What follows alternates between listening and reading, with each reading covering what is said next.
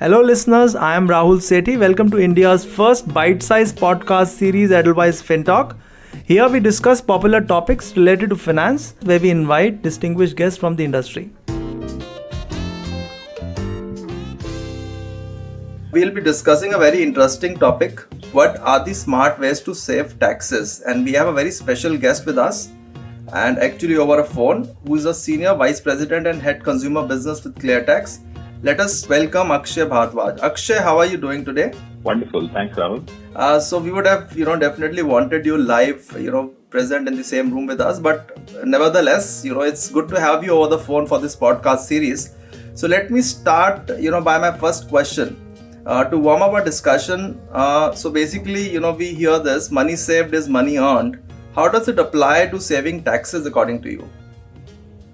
So savings are tied to your financial goals and your life's future goals as well. Your financial goals may be buying a car or in the early years of your career, or for some of it maybe for buying a house in the 30s.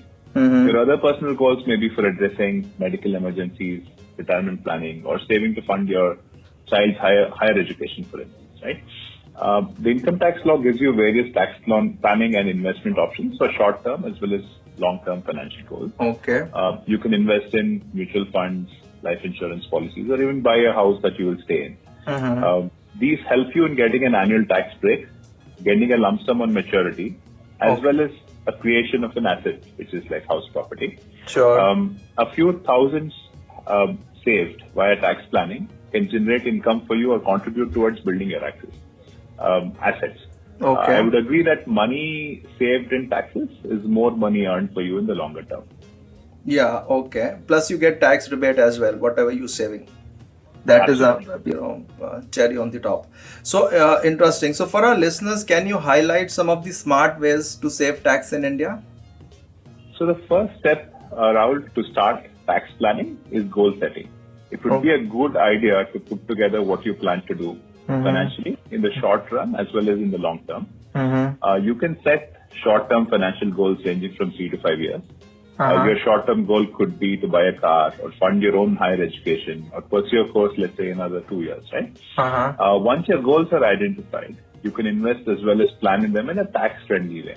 You can obtain a tax deduction under Section 80C for quite a few investments. Sure. You can consider even short-term investments like a mutual fund SIP, which is a systematic investment plan. Okay. You can do tax saver mutual funds, which will help you in saving taxes as well as provide a return on your investments. But you should keep in mind that tax saver mutual funds have an investment lock-in of 3 years. So you can redeem them after the 3 years or stay invested for longer if you wish to. For other short-term options, you can consider 5-year fixed deposits with a bank. There are even tax-saving fixed deposits.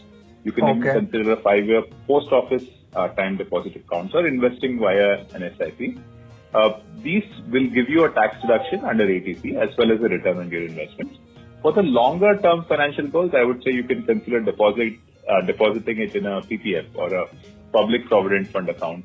Contribute towards LIC premium payments. Again, buying a house as well as investing in the National Pension Scheme (NPS). Which is also a great option. All of these are entitled to a tax deduction under ATC. Sure, got it. So very insightful points here, Akshay. So now we hear that there are pre-filled ITRs for all individuals, right? When we go online and file our returns.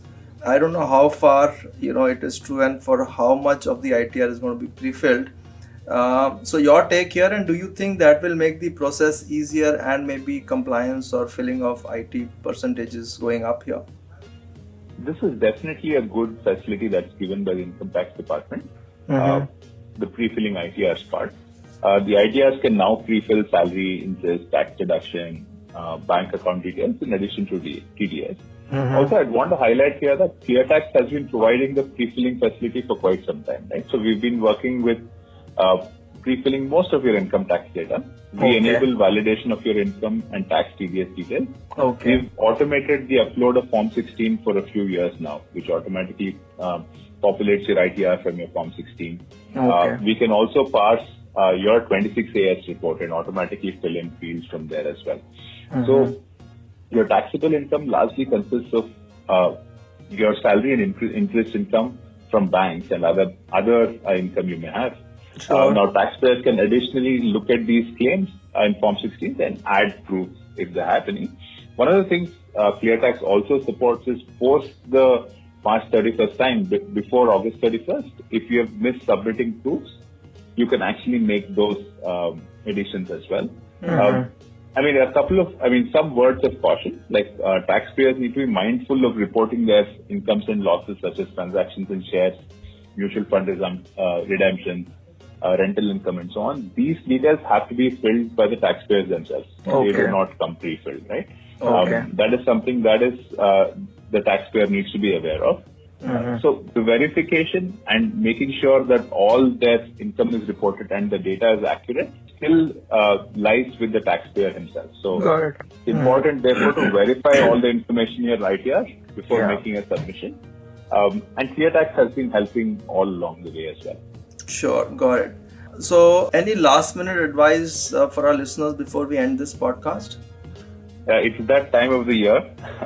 Each year the tax filing due date generally falls on 31st July. For the assessment year 2019-20, the due date is 31st August 2019. Yeah. Taxpayers have to file their IT returns before the due date. Sure.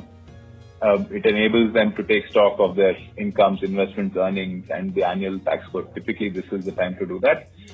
You are required to file your ITR where your gross annual income is above the threshold limit of 2.5 lakhs. Now, if you're in case where you're liable to file a return but don't do it before 31st August, you will be required to pay a late filing fee of 5,000 rupees or 10,000 rupees if the delay goes up to from December to March next year.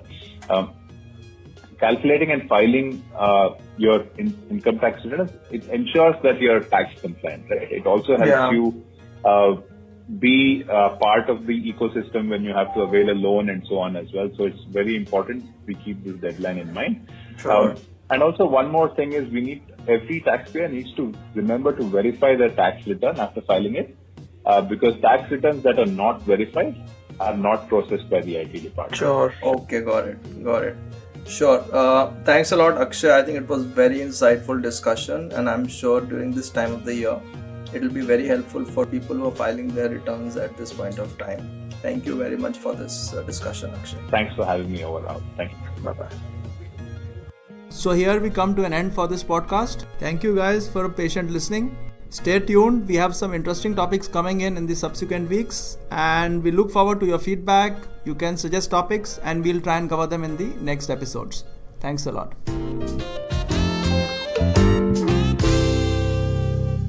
The details and investment tips expressed by the expert in the podcast are his personal views. We advise you all to check with your certified financial advisors before taking any investment decisions. Investments in securities market are subject to market risks. Read all the related documents carefully before investing.